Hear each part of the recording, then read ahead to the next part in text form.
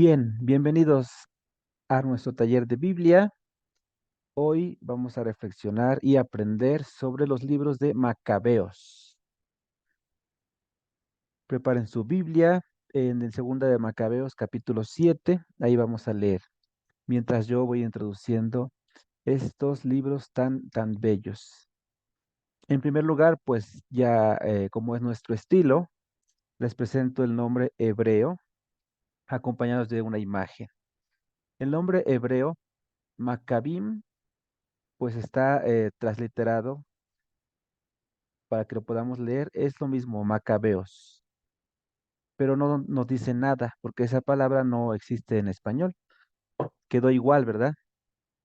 Entonces viene de Macab, que significa martillo, o sea, el martillo, así se dice, y estos macabeos serían los que martillan, martilladores, que se puede entender como pues los que trabajan. ¿Quién trabaja con el martillo? Los artesanos, o sea, eran una familia de artesanos, posiblemente al estilo de Jesús, que era artesano, que nosotros pues lo concebimos como un carpintero, hijo de José el carpintero, hijo adoptivo de José el carpintero, pero pues allá donde Jesús creció, donde crecieron estas familias, pues no hay tantos árboles como para dedicarse a la carpintería, pero sí a la construcción. Entonces realmente eran albañiles, pero la Biblia no nos va a decir el albañil Jesús, el albañil Macabeo, nos dice el artesano, porque no se limitaba a la albañilería, sino a todo, como ahora a los oficios, como ahora conocemos a alguien que sabe plomería, albañilería, pintura, una persona que le encanta el trabajo y es hábil para construir, para resanar, para crear arte. Por eso es arte, en griego es técnica. Entonces son esas personas que tienen la capacidad, el don de arreglar cosas. Los macabeos son eso. Y aquí en la imagen, pues vemos así, este es un cerdito y este sería un ejecutor de la ley de de un rey que se llamó Antíoco Epífanes, uno de sus guardias, que estaba obligando a un judío a comer carne, mientras toda la gente ve, carne de puerco. Entonces, Macabeos habla de conflicto. Macabeos es la familia que hace la guerra.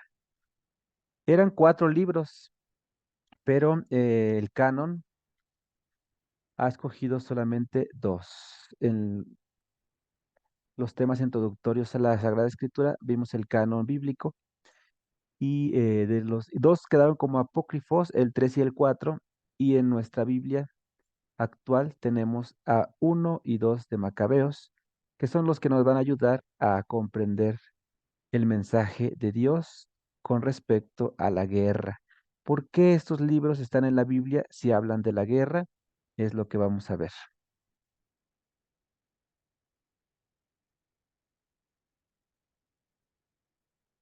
1 y 2 de Macabeos nos cuentan una historia de la guerra de los familia Macabeo del 67, 167 al 160 antes de Cristo.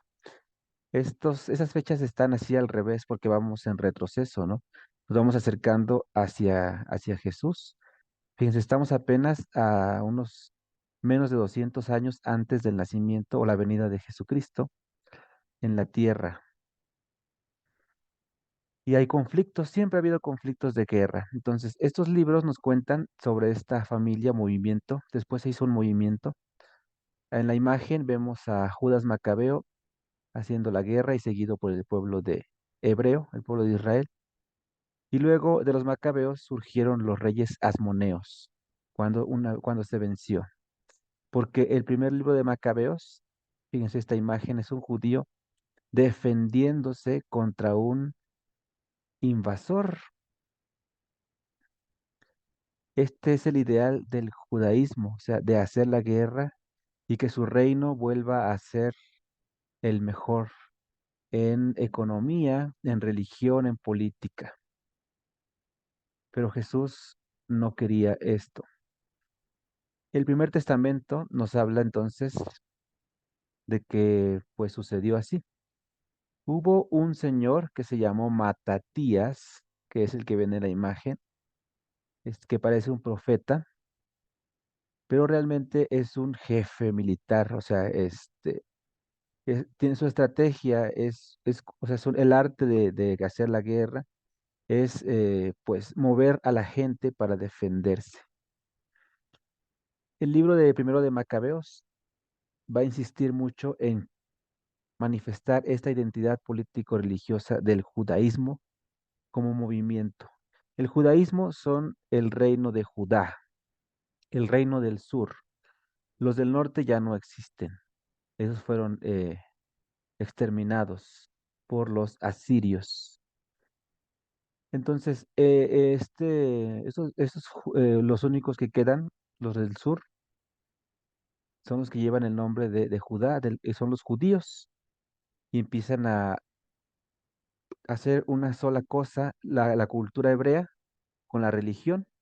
Entonces, ya el judaísmo se convierte también en su ser, en su identidad, tanto que llevan el nombre hasta de Judas. En el Nuevo Testamento tenemos dos Judas, ¿no? Un Iscariote y un Tadeo, de los que conocemos así, pues que fueron personajes importantes, pero hubo muchísimos Judas.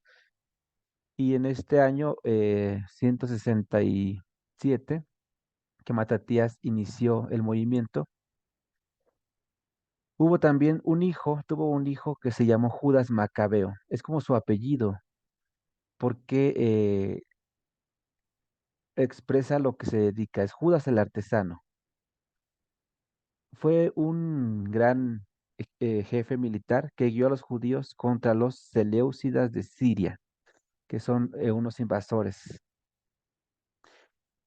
La guerra fue útil porque la ganan, o sea, en el 164 antes de Cristo, sí ganan la guerra y el templo viene purificado el pueblo tiene este regalo de la libertad religiosa. Se parece mucho a lo que vivimos en México, en nuestro país, la guerra cristera, que hubo personas que tuvieron que luchar, hacer la guerra para tener libertad religiosa, para que nosotros tengamos libertad religiosa. Estamos hablando del año 1927. Ya van a ser casi 100 años, estamos en el 2024 y ya se van a conmemorar 100 años de que se obtuvo pues este derecho, ¿no? Este regalo de la libertad religiosa, que muchos estados actuales no tienen, ¿no? Como los países comunistas, como China, como Cuba, como Rusia. Los judíos tuvieron este regalo también de tener mártires, mártires pues de la fe y de la lucha de los derechos como pueblo. Pero bueno, Judas Macabeo muere en el año 160 antes de Cristo. Una vez que ha ganado la guerra, este sería Judas Macabeo, tratando de organizar a el pueblo. Tenía muchos hermanos que eran políticos, les encantaba la política. Cuando se habla de hermanos, también puede referirse a sus paisanos, paisanos judíos. Entonces, los judíos que quedaron quieren crear un estado religioso donde el sumo sacerdote sea el máximo jefe, el rey y general supremo de todo. Y empiezan a hacer limpieza étnico-judía. A decir, tú eres judío, tú no, empiezan a hacerse un poquito elitistas, un poquito, pues, discriminativos, no sé si la palabra esté bien dicha, pero empiezan a discriminar a los que no eran de sangre propio judía, porque había judíos casados con mujeres de otras razas y también hombres, pero de otras razas. Y a esos pues los tenían que circuncidar y hacer los judíos. Eso se llama limpieza étnico-judía, que algo que los distinga los hombres, pues que sea esta circuncisión. Y fueron así haciéndolo hasta el año 63 antes de Cristo. Lo importante de esta información es que nosotros nos demos cuenta cómo surgieron estos partidos llamados asideos apocalípticos, que son los que decían que el mundo se va a acabar, los esenios de Qumran, Qumran tan importante porque ahí se encontraron muchos escritos que nos han ayudado a reconocer libros bíblicos. Estos ya los conocen, en el Segundo Testamento aparecen mucho los fariseos, judíos fariseos que eran contrarios al proyecto de salvación que traía Jesús, posiblemente también los saduceos y muchos más partidos. Entonces, dentro de los judíos había estas divisiones ideológicas partidarias para, para que su sumo sacerdote llegara a ser el rey. Entonces, ¿cómo se fue creando todo esto para que cuando nació Jesús ya estaban estos partidos? Quedaban fariseos, quedaban saduceos, quedaban otros, otras corrientes ideológicas que luchaban, unos que esperaban la guerra, otros que esperaban o que no creían en la salvación, ¿no? Un sinfín de ideas en las que Jesús tuvo que poner, bueno, con su vida, pues tuvo que poner orden, ¿no? Hasta dar la vida, hasta ser asesinado. Eso es el primer libro de Macabeos. El segundo libro de Macabeos, con esta imagen de los mártires, la mamá que ve morir a sus hijos, nos introduce para reconocer que este libro valora esa guerra que hizo Judas Macabeo y reconoce también esa victoria. Lo que no reconoce es esa propuesta de los judíos que quedaron de crear un estado político militar, porque así no era realmente el proyecto. O sea, al principio era Dios quien gobernaba. Después, con la historia, acuérdense de los reyes, pues se permitió, antes de los reyes, los jueces, y luego se permitió que se pudieran tener reyes como reyes buenos, como David, como Salomón. Pero ahora la propuesta es que los que gobiernen sean los sumos sacerdotes, que viene de la tribu de Leví. Pero estos, pues son un poquito, pues digamos, superficiales, despóticos, o sea, solo les importa a ellos. En pocas palabras, se preocupan menos del pueblo.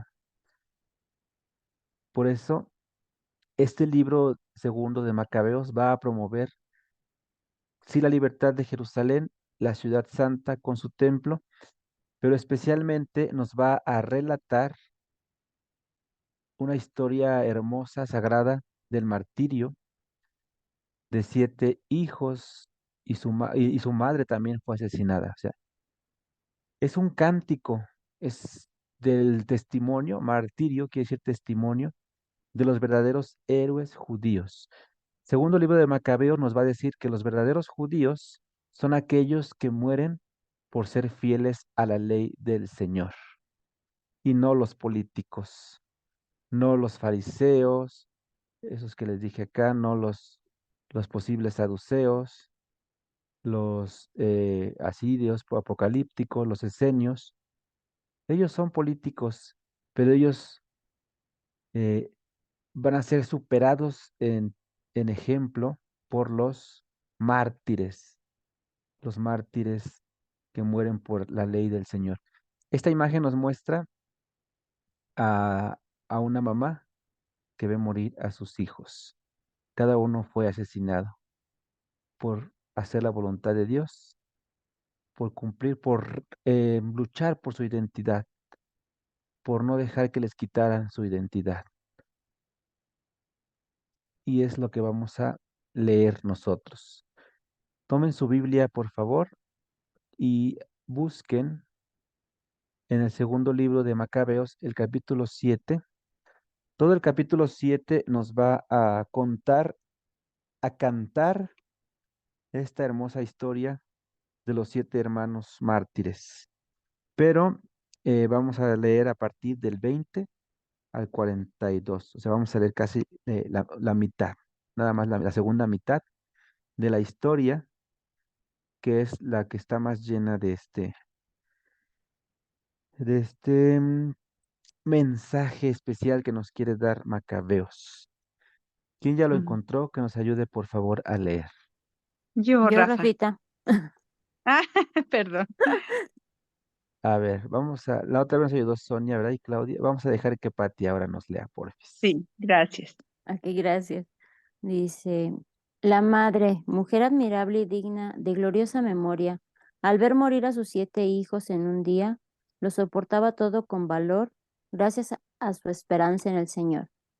Exhortaba a cada uno en la lengua materna, llena de un noble amor, y uniendo la fuerza varonil a la ternura femenina, les decía, yo no sé cómo han aparecido en mi seno, pues no he sido yo la que les he dado el aliento vital, ni he tejido yo los miembros de su cuerpo.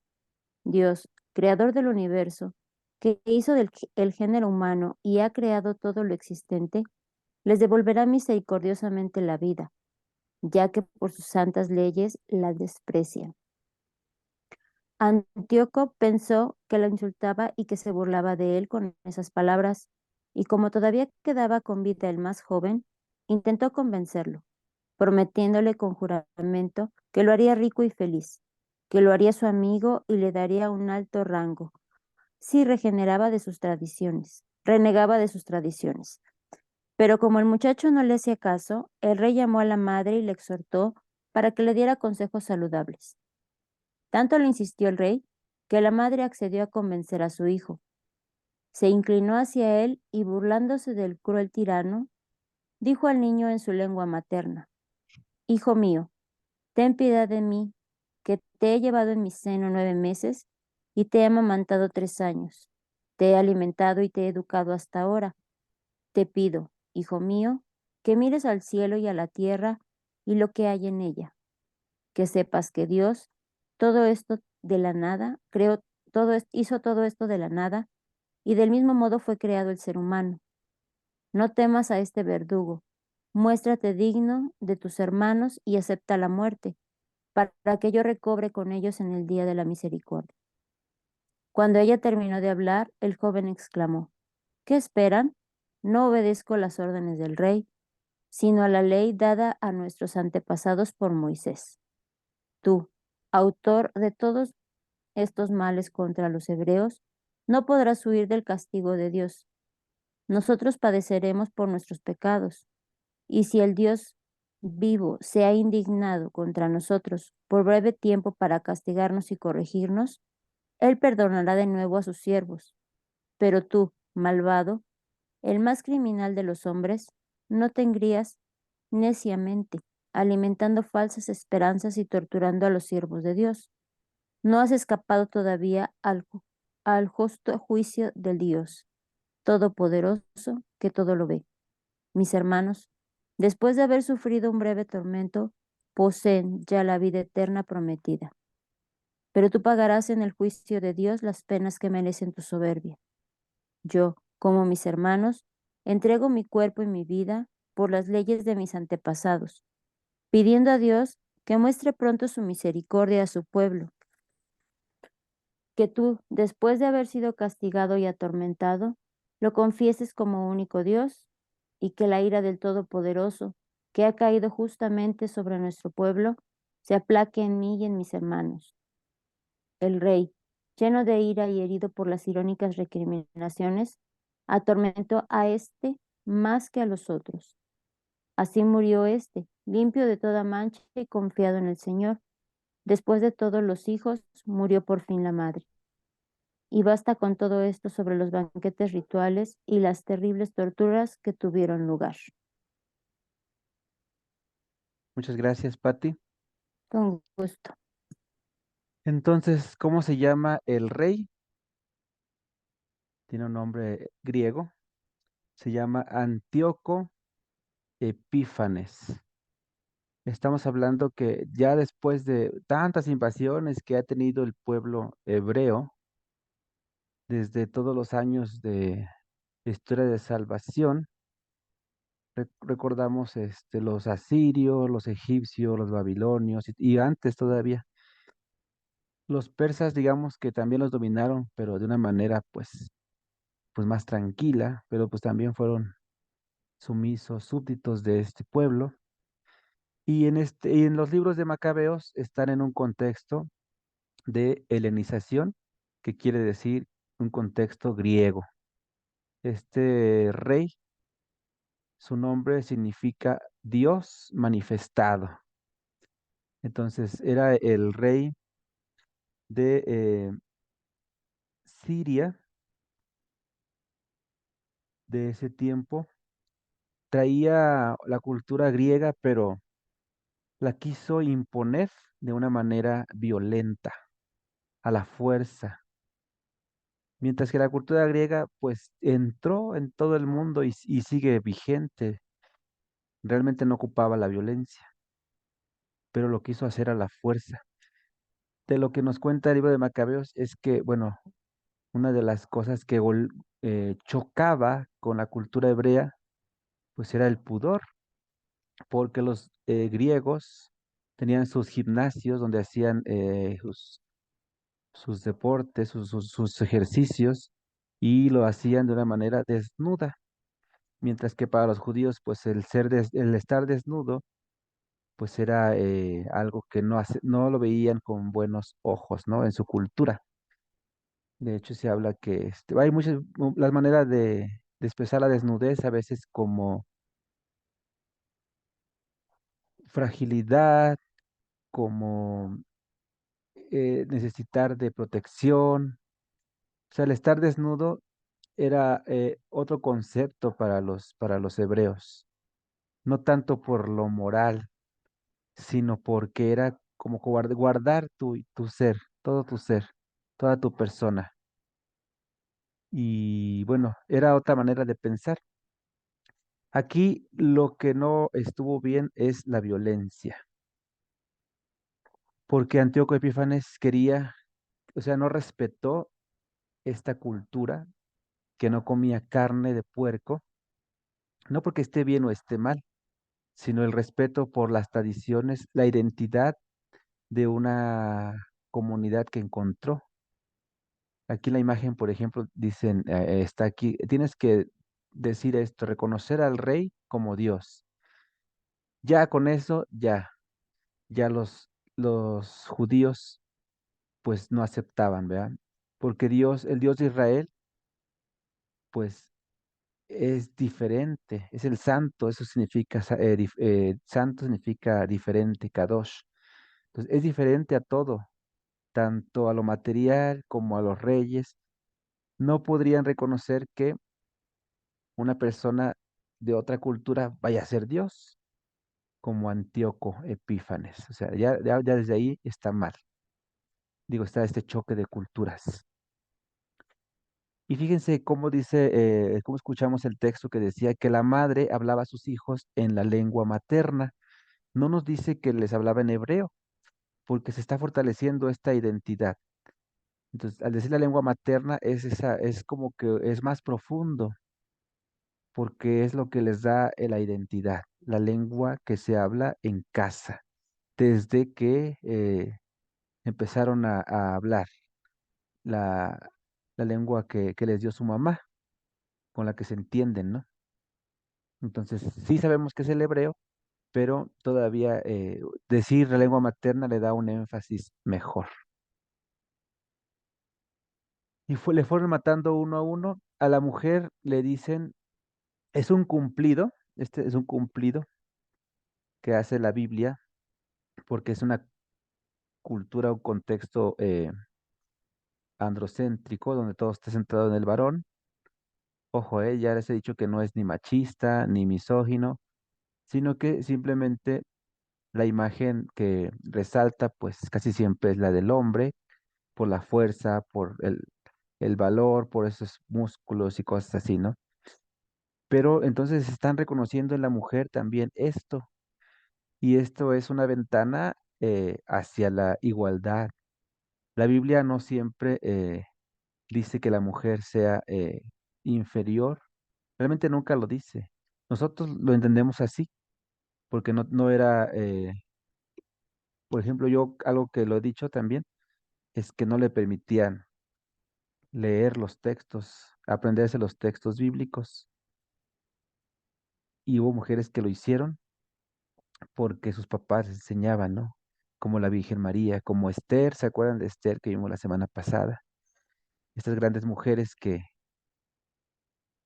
derribaron esas barreras. Y a esta mujer le dijeron que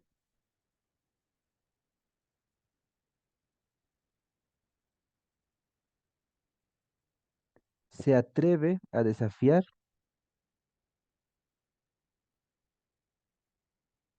En el versículo 21 dice, une, uniendo un ardor varonil a la ternura femenina. Es como en su ser mujer demuestra un valor pues más grande que el mismo rey. O sea, está demostrándole que ella tiene un valor mucho más, una dignidad, esa es la palabra importante, una dignidad mayor a la del rey Antíoco. O sea, ante Dios ella tiene más valor por su forma de actuar. Y esto le transmitió a sus hijos. Sus 7 hijos, el 7 es importante en la Biblia porque es la perfección.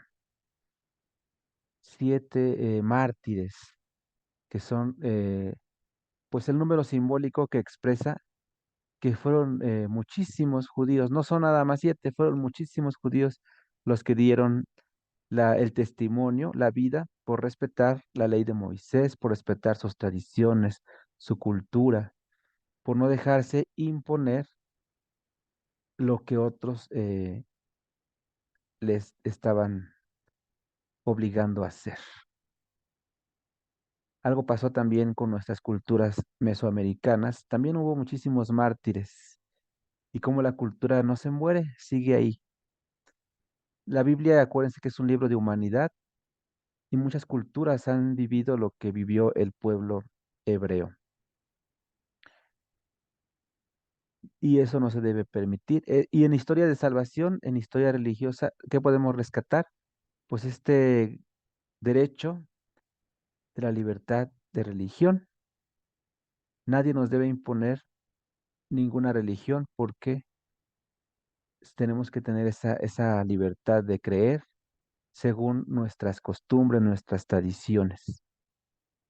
Y ustedes me preguntarían, y bueno, entonces tú por qué eres misionero? ¿Qué es lo que llevas entonces? ¿Vas a evangelizar? Unos me han preguntado, ¿vas a imponer a Jesús? Y yo no, pues ya mucha gente ya conoce a Jesús. Es difícil que en el mundo nadie conozca quién es Jesús. Vamos a recordar lo que Jesús nos dijo, ¿verdad?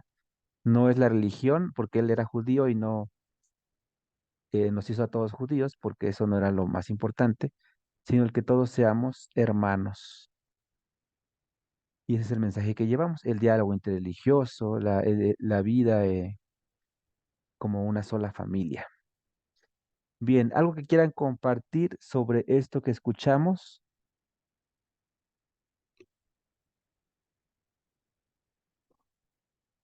Pudo haber sido real, pudo haber sido historia narrada, contada, cantada, así nos dice, pues el hebreo se canta también. Entonces, el mensaje principal, pues es que nosotros tengamos el valor de luchar por lo que creemos. Como ven, ¿les gustó la historia? Lean el libro de Macabeos, porque está muy Sí, bonito. Rafa, tengo una pregunta. A ver, Por ejemplo, los esenios escribieron los rollos de Qumran. una comunidad de ellos pudo haber sido los Ujú. que porque ellos tenían sus ideas de vivir como, pues, como un grupito especial, ¿no? Hubo Ok, muchísimas comunidades y en Qumran, digamos que se empezaron a desarrollar más y es ahí donde encontraron esos rollos. Pues ok, gracias a que se encontraron esos escritos es que conocemos sobre los esenios. sí. Otra Sí, pregunta, Rafa. ujú, Antíoco Epífanes significa Dios manifestado. ajá, O sea, esto me hace recordar como el 6 de enero, la epifanía del Señor Epífanes y Epifanías. exactamente. Esto sí coincide mucho. Y Antíoco, por ejemplo, Teo, Dios en griego es Teo. Entonces Antíoco, de ahí viene Antíoco, será Teo, porque Teo es Dios en griego, ¿verdad, Rafa? Exactamente, ya ves cómo sí sirve el griego. A ver Sí, si no cómo te da no. el mal del biblista. Todos los biblistas Es tenemos que, ese mal de querer desmenuzar sí, cada palabra y la sí, o sea que etimología para entender todo. sí, lo que es el latín y el griego, pues son las lenguas madres grecolatinas, Rafa, muy interesantes. Sí, fíjense, no quiere decir que el griego sea, es que la cultura no es mala. Por ejemplo, si tú te encuentras un judío, pues es así nació, ¿verdad? En su cultura, en su religión.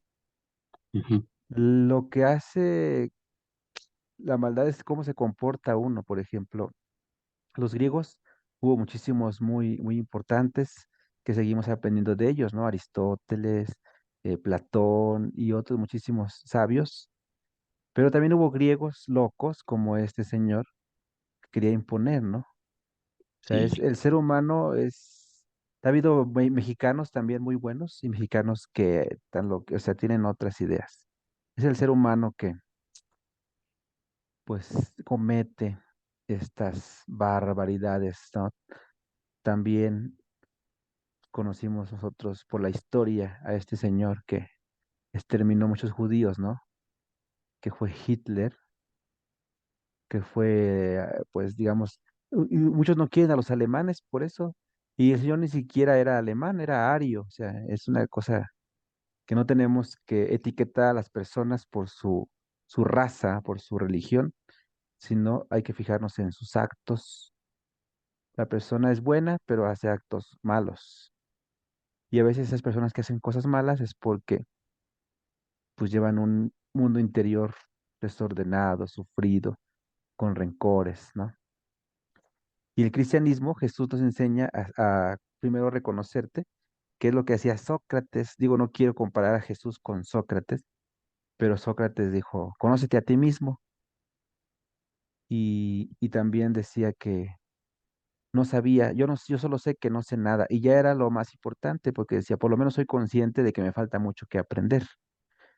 Y Jesús en su reflexión, en sus meditaciones, pues igual fue autoconociendo su misión.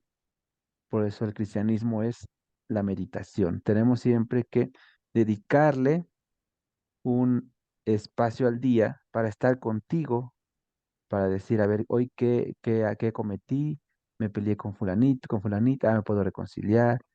Hoy qué hice de bonito, ay, pues lo voy a repetir mañana. Todo eso es importante para la vida. Y todo eso el Macabeos está, fíjense, son los libros que también nos sirven para encontrar nuestra base o fundamento de fe. Porque cuando la madre dice a sus hijos que hay una vida superior y que Dios les va a regresar todo lo que les pasó, ¿no? Si les cortan el brazo, Dios te lo va a regresar, te va a regresar ese brazo. Se está hablando de una resurrección distinta a la que creía Jesús, porque se va apenas creando este dogma de fe. En el cristianismo es un dogma de fe, la resurrección, porque esta resurrección es tu mismo cuerpo, Dios te lo va a regresar. Está en Macabeos. Mientras que en la resurrección que nos promete Jesús es un cuerpo glorioso, un cuerpo distinto, que conserva tu identidad, pero que no está regido por el tiempo ni por el espacio, porque es la vida eterna. Entonces, a eso se refería la mujer, pero con unas palabras más sencillas, ¿no? Que el cuerpo de este mundo, pues pasa y viene uno mejor. Eso se decía, eso de que ella quería entender eso, quería dar a entender eso. Dios te va a restituir, no sabemos cómo, ellos todavía no sabían cómo, hasta que estemos allá con Él. Lo importante es que ya se está creyendo en una vida eterna. Por eso es importante este libro de Macabeos. Además de que también en otras, en otro capítulo, nos habla también de que es una cosa digna y justa rezar por los difuntos, que es lo que nos fundamenta también que nosotros hagamos estas misas por los difuntos, que también es muy, sobre todo aquí en nuestro país, ¿verdad? Muy, muy importante con nuestra cultura, el Día de Muertos, ¿no? Día de los Fieles Difuntos. Pues por eso Macabeos están ahí en la Biblia, nos enseñan muchas cosas. Sí, Rafa, fíjate que aprovechando esto, quisiera hacerte una pregunta. Por ejemplo, la resurrección de Lázaro, esa no fue resurrección. O sea que revivió, volvió a la vida. No fue resurrección. Es diferente, ella bueno, está bien que esté ahí y es muy importante porque nos va a enseñar que hay diferentes tipos en que concebían la resurrección. De hecho, en nuestra fe católica, pues tenemos esos tres tipos, ¿no? Esta de Lázaro, que es como revivir, que es como la de los videojuegos, de que tienes tantas vidas y te la regresan y vuelves a vivir, pero que te vuelven a matar. Entonces, esa vida, esa resurrección, eh, no es la que es, o sea, es para enseñarnos que esa no es la que nos muestra Jesús. Porque Lázaro volvió a morir, ya no se habla de él, o sea, él revivió para esa vida en la que estaba. Y Jesús nos habla de una vida superior, ¿no? La iglesia todavía concibe otro tipo de resurrección, que es pues la que vamos a vivir en la Semana Santa, ¿no? Sin tener que morir, es una conversión. Estabas muerto por el pecado, pero revives por la gracia, la que vivió San Pablo cuando reconoció o aceptó a Jesús en su vida.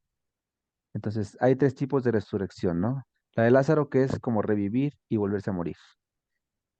La de esta de cambiarse, de convertirse y espiritualmente, pues en esta vida comportarse como una persona viva en Jesucristo. Y la más importante es la que nos promete Jesús, que es la vida eterna, con este cuerpo glorioso. Entonces, así en la Biblia vamos a encontrar esos tipos así de resurrección. Hay que ver el contexto. Gracias, Toño, por tu pregunta. Gracias, Rafa. Bueno, pues ahí está Macabeos. No dejen de leerlo, de leer estos dos libros. Ya nos hicieron más fácil la tarea, nos quitaron dos. Estos están en la biblioteca, los apócrifos, y hay que leer 1 y 2 de Macabeos.